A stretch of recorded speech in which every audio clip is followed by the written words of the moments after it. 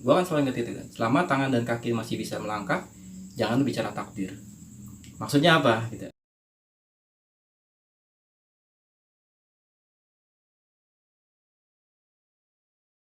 Bismillahirrahmanirrahim. Assalamualaikum warahmatullahi wabarakatuh. Waalaikumsalam warahmatullahi wabarakatuh. Balik lagi di channel Samawi Adventure. Di edisi lebaran ini kami Samawi Adventure mengucapkan selamat Hari Raya Idul Fitri 1441 Hijriah.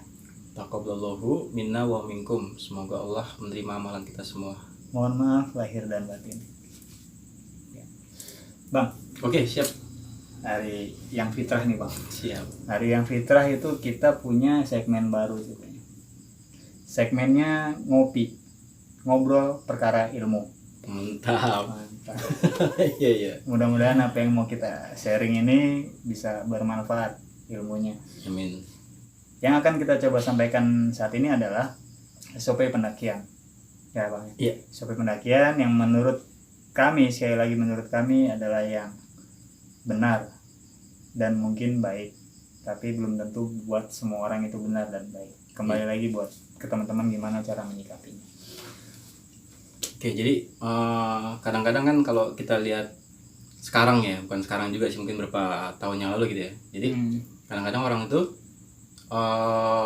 dia cukup datang ke toko outdoor belanja, kemudian dia main hajar langsung naik gunung gitu ya. Oke, bagi yang punya duit. Bagi yang punya duit, atau mungkin setelah dia bekerja seharian gitu ya, kemudian dia ngobrol, dia punya planning gitu ya.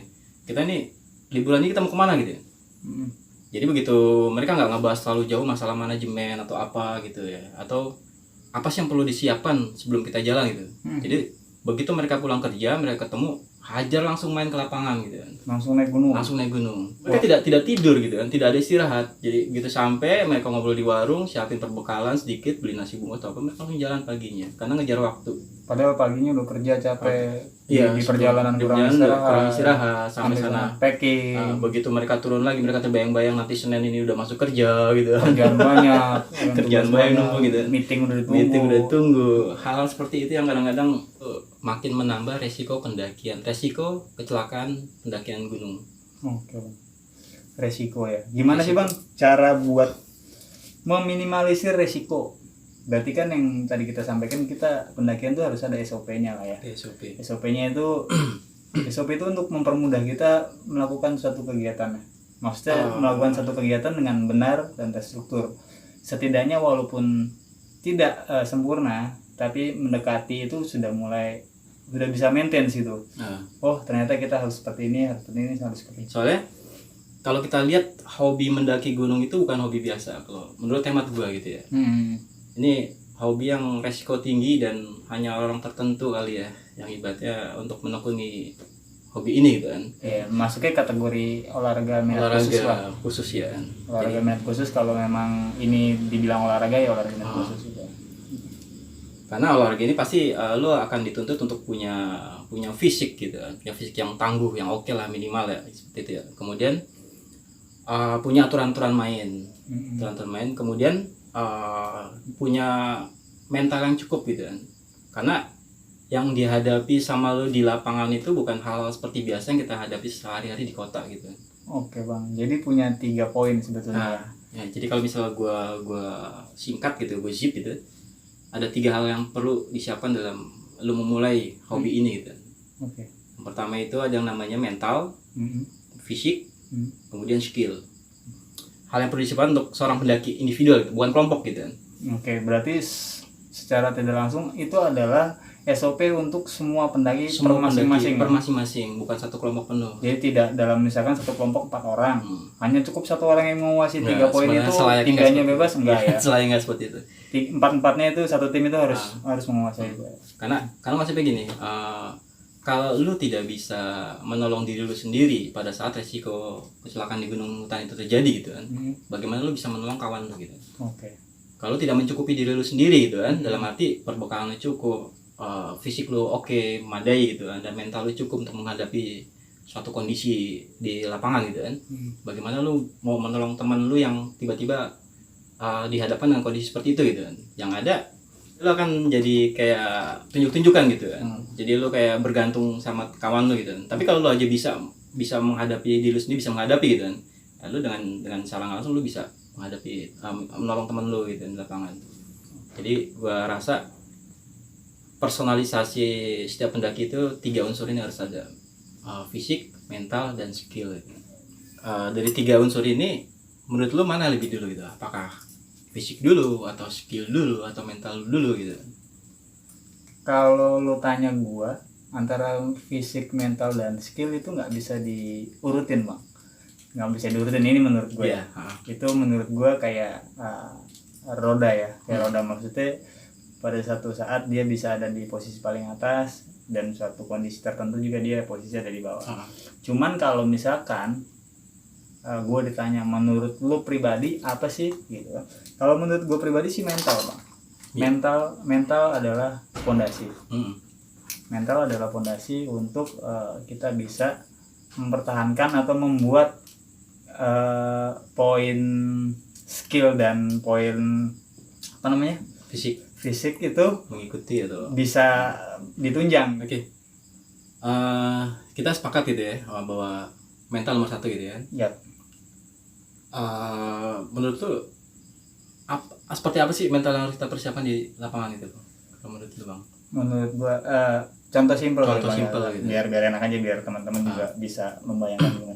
Misalkan gini bang, kalau gua punya trauma, punya rasa takut gitu, rasa takut sesuatu hal yang kecil, misalkan gue takut sama monyet lah gitu kan, gue takut sama monyet gitu. Terus pada saat gue naik gunung terus gue ngeliat monyet, gue takut bang. Gue takut yang harusnya gue jadi, misalkan gue harus jadi leader, jadi berubah nih, ciut nyali gue, terus mundur lah, segala sesuatu tentang keputusan segala macam jadinya agak ambiar karena gue takut sama ada, gue temuin sesuatu hal yang bikin gue takut.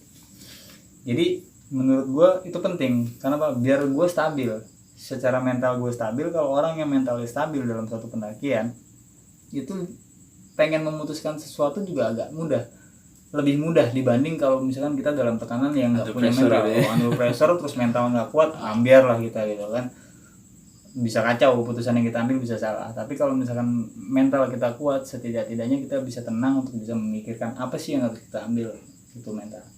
Terus kalau misalkan lu harus tanya, bang lu gimana cara ngelatih mental? Simple banget.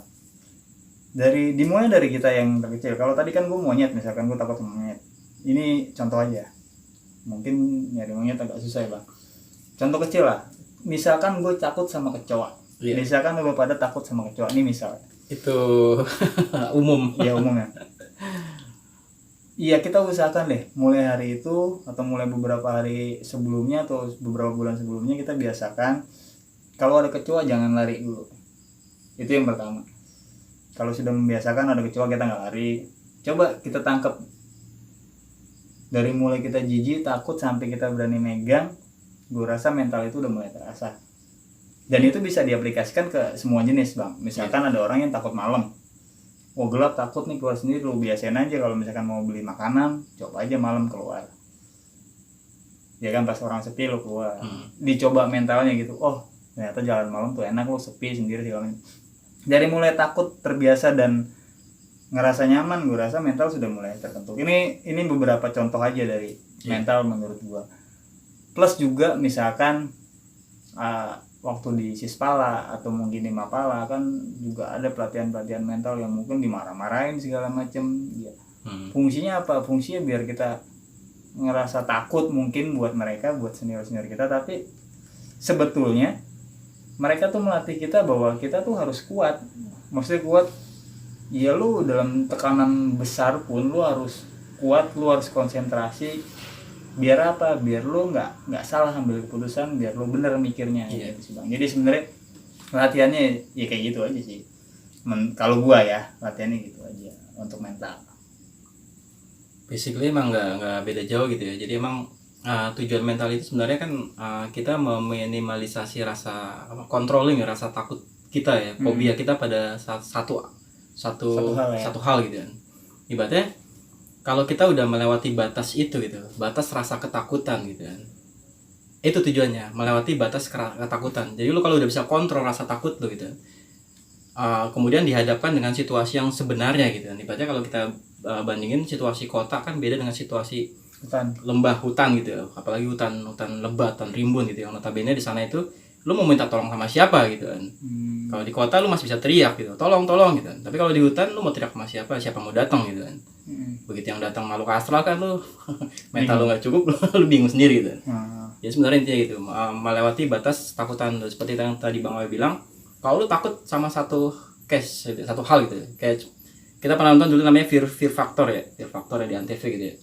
Fear Factor ya. Jadi berarti setiap manusia tuh punya ketakutan terhadap sesuatu itu, apakah dari kecoa atau serangga, ular gitu kan, atau bahkan situasi gitu kan, Dan kalau lu bisa melatih itu semua gitu, dan lu bisa melatih batas itu, nah itu lu akan bisa pakai itu nanti di lapangan. Kemudian yang kedua apa Bang? Fisik. Fisik. Gimana menurut Anda, Bang? Fisik. Menurut Anda gitu. Iya, menurut gua fisik misalkan dalam kondisi pendakian. Tetap aja fisik jadi nomor satu pada saat kita berjalan gitu kan. Pada saat kita melakukan perjalanan tetap fisik jadi nomor satu. Itu untuk menjaga kita agar tetap fit melakukan aktivitas di luar gitu. Kedua, kita bisa menschedulekan perjalanan kita dalam artian misalkan perjalanan, ambil satu case contoh pendakian Gunung Gede misalkan ya, dari jalur Gunung Putri itu sampai ke Surakencana 8 jam. Ya kan, 6 sampai 8 jam gitu kan. Normal dengan fisik yang baik gitu kan. Tapi kalau misalkan fisiknya tidak baik, di jalan baru jalan 15 menit break lagi, jalan 5 menit break lagi, segala macam bisa jadi sampai 13 jam. Bisa jadi 13 jam karena gue ngalamin perjalanan Gunung Putri sampai 13 jam. Itu karena fisik. Nah, gimana sih cara dapetin fisik gitu? Gue rasa nggak ada yang instan kalau untuk bicara fisik. Nggak ada yang instan. Kita perlu latihan yang continue. Latihan yang continue dalam artian bukan berarti untuk naik gunung minggu depan, wah udahlah minggu ini kita harus latihan gitu kan. Nanti turun gunung ya sudah kita nggak latihan lagi atau olahraga lagi. Nanti pada saat mau naik gunung begitu lagi.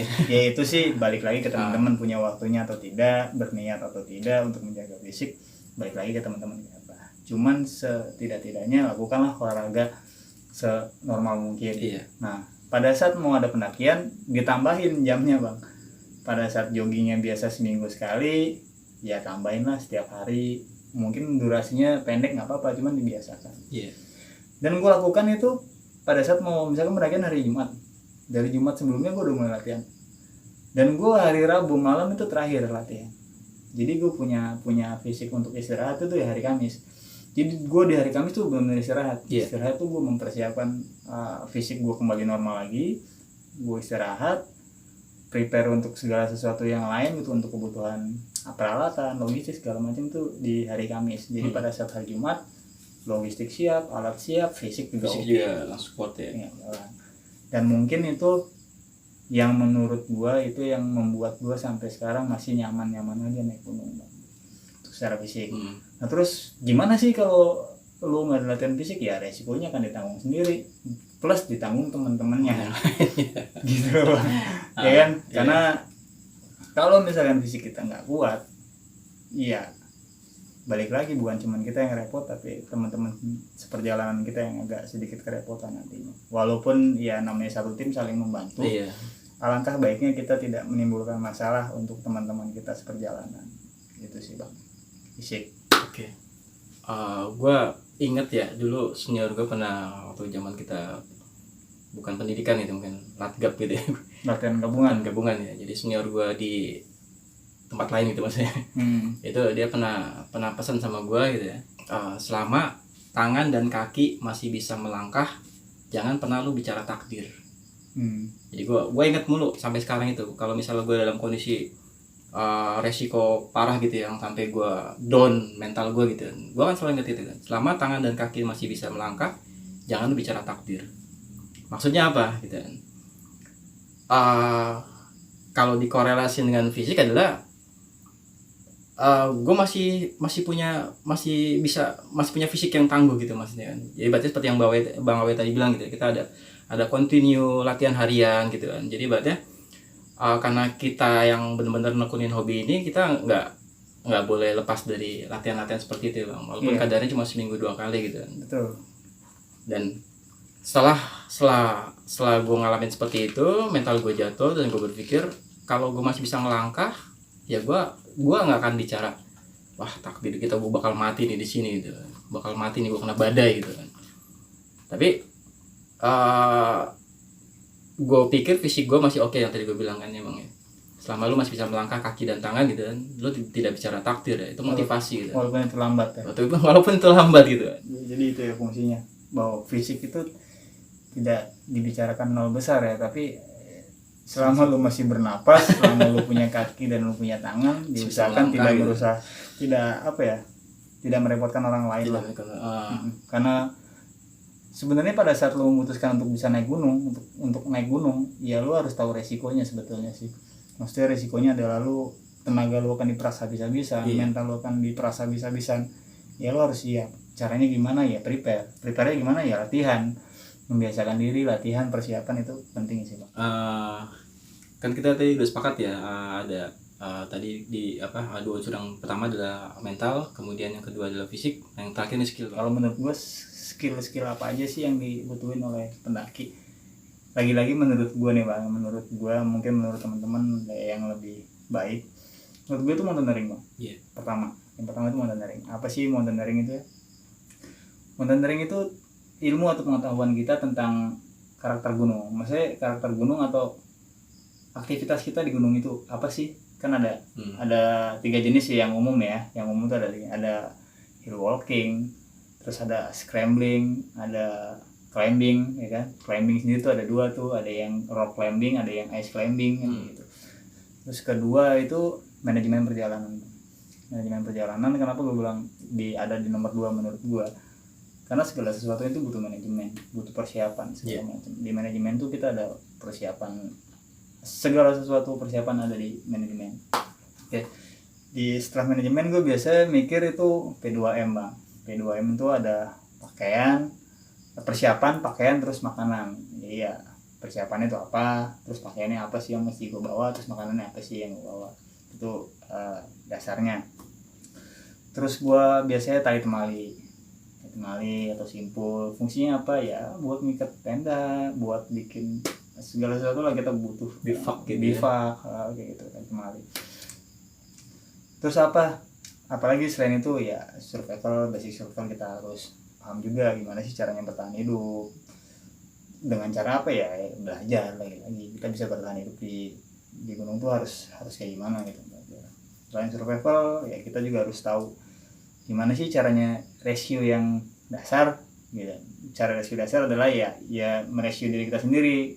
Rescue itu bukan artian kita hanya kita merescue, kita turun dari atas segala macam, tapi menjaga biar kita tetap aman di atas seperti apa sih, menjaga teman-teman kita biar tetap aman itu seperti apa sih itu. Terus navigasi, yang menurut gue nih Bang, yang navigasi yang kalau misalkan kita lagi main di gunung berarti kan navigasinya navigasi darat gitu kan.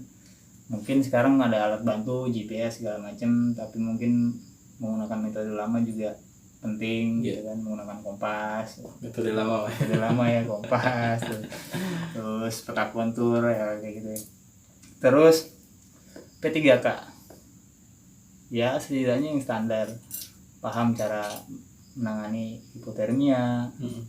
Menurut gue sih secara dasar minimal itu Bang yang kita harus paham.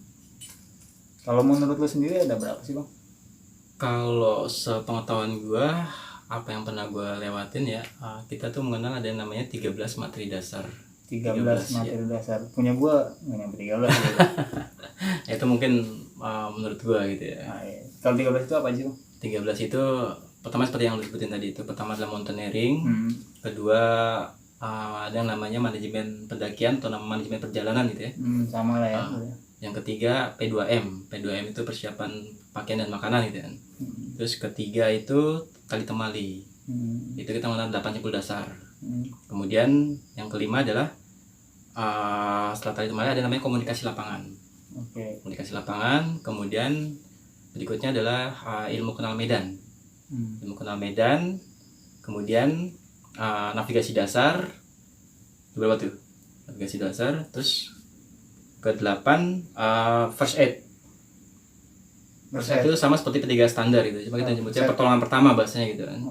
Kemudian botani dan zoologi praktis. Yes. Terus berikutnya adalah setelah botani zoologi praktis ada namanya evakuasi. Setelah evakuasi dan terakhir adalah dokumentasi atau fotografi alam bebas atau laporan perjalanan seperti itu bang. Itu ada 13 materi dasar. 13. Dasar ya. Nanti berikutnya ada materi khusus dan kemudian ada materi pendalaman materi.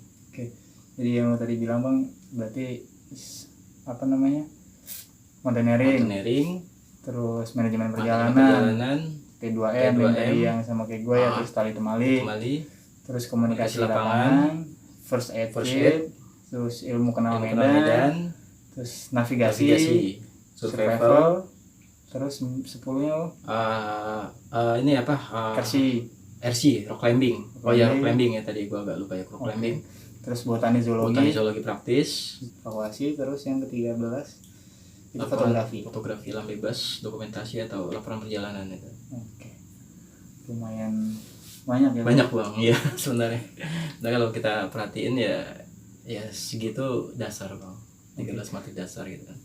Tapi maksud gue itu kan dari 13 itu kan hanya hanya judul lah ya, maksudnya ada penjelasan dalam istilah-istilah itu lah ya. Masing-masing itu nanti ada, kalau mau ngebahas lebih dalam lagi lumayan panjang ya bang. Lumayan.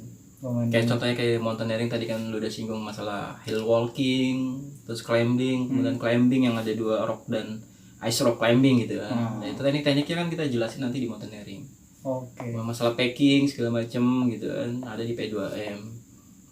Aduh, teman-teman, kalau misalkan dari 13 materi dasar itu kita ulas lebih dalam lagi, lebih jelas lah ya, lebih jelas supaya teman-teman lebih paham lagi, lebih jauh. Gimana? Setuju nggak? Kalau emang setuju, kalian bisa komen di bawah.